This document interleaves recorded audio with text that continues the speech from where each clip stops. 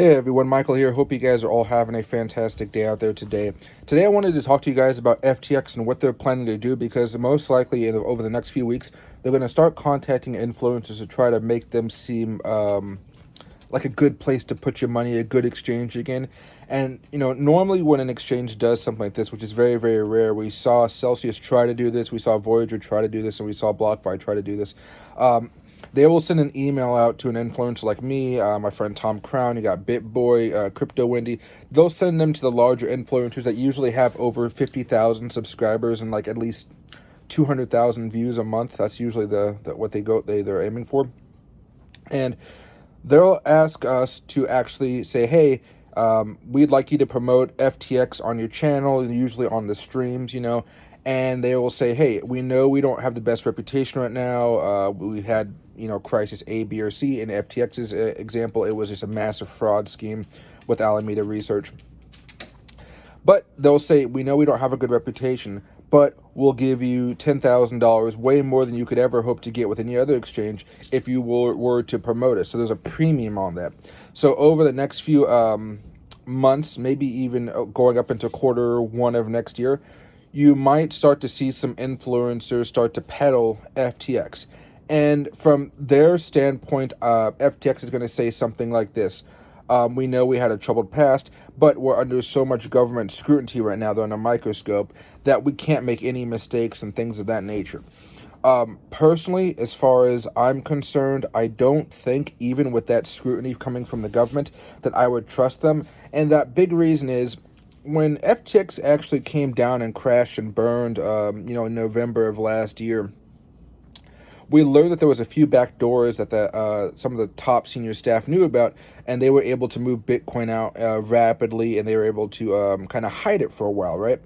We know that FTX has been just clawing back crypto from all over the place. But I don't know if they still have those back doors there. And if they do, all it would take is FTX getting back up to a decent level before the hackers say, now there's enough money for us to take everything. And then, they'll probably take it, move it over to exchange rapidly, and then sell it. Happens a lot more than you think. So going to be cautious about that. The other thing here, as far as FTX is concerned, is, usually exchanges don't come back from things like this. They're going to try. I would just not trust them. That's my personal experience. Again, you may see some type of influence start to peddle this thing over time. But, in my experience, again, it's just going to be a very risky place to go to. Right now, Binance is under lawsuit. Coinbase is under lawsuit. We know that there's tons of lawsuits going on. But, Coinbase is always a good alternative. Binance still seems to be fine. Fairdesk, KuCoin, Pinex, whatever. Bitfinex, there's a whole bunch of them. They all seem to be better at this point in time than what we're looking at as far as FTX. I don't think it'd be wise for anybody to put their money there down the road.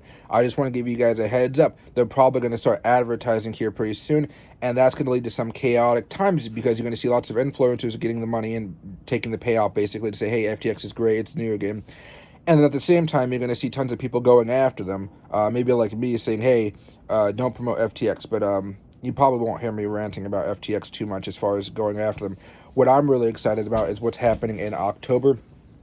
Sam Bankman-Fried is going to trial, and then I think a gag order was just imposed on him the other day as well. So during October, we're going to be watching the trial. As long as it's on TV or online, we're going to be streaming it, and we'll be going over everything going on in the trial. We'll be talking, having a good time, so that'll be fun. And hopefully we'll get the nice surprise, or not the surprise, but we'll have the good fortune to see him go to prison, which is going to be great, as long as the government doesn't interfere or the Justice Department doesn't try to give him lax treatment. We already know that they took off the campaign finance charges because they didn't want to go into the dealing with all the people that he bribed in the Congress and in the House of the federal government there. So that'll be fun. But it was nice talking with all you guys. I hope you guys have a great rest of your day, and I'm going to start doing some more videos out here on my balcony, because I never use it. I probably should clean it, but I got myself a new chair, and you can see all the wildlife around me, which is pretty nice. So, and Loki says hello. If he kind of does. Yeah, there he goes. Yeah. Bye, guys.